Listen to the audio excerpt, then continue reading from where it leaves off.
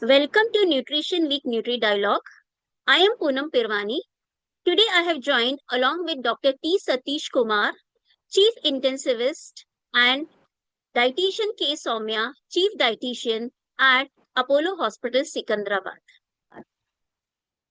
Today, together we will decode the role of nutrition in ICU care. Dr. Satish, I would like to know from you why nutrition is important in ICU patients. Normally, it cater patients with post-operative patients or patient with having a multi-organ dysfunction syndromes who is having a bad sepsis and septic shock.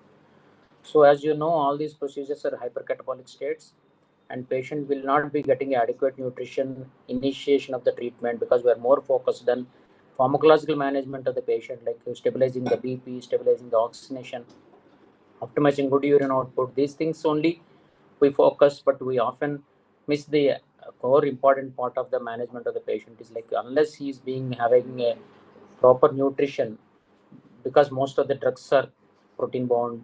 So all these things. So nutrition is not given importance in, like when we were as students. So of late, with the help of people like the new forums have come and Aspen guidelines, ISPEN guidelines, all these things, like we understood that nutrition is the one of the important factor in managing a patient who is very much critically ill, whether it is a post-operative patient or whether it is a bad sepsis patient. Definitely, it has to be organized from the first hour of the admission.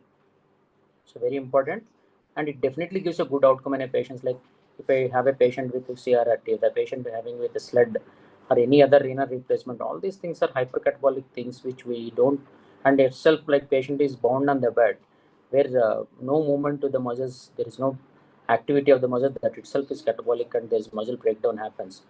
So better to organize and focus on these aspects in addition to the pharmacological management of the patient.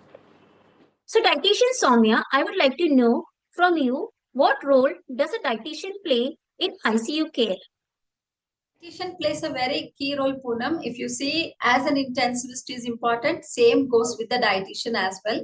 We would be taking care into his disease condition, biochemical parameters, and planning a diet based on his requirements, calories, proteins, macronutrients, as well as antioxidants, immunonutrients, and then we'll ensure that the patient is fed properly even in the diseased condition. Thank you so much, ma'am. It was truly insightful. But Satish, there is always a debate. When should ICU nutrition begin? What's your take on this? So it's not my take. I'll just go with evidence-based medicine. So as per the guidelines, Aspen guidelines or Aspen guidelines or whatever the guidelines you follow, they say that we need to target a goal by 48 hours at the end of the second day, targeting a calories of around stable patients around 16 kilocalories and proteins about 60 to 90 grams and good electrolytes and trace elements. All these things are important. So as early as possible, we need to start enteral feeding.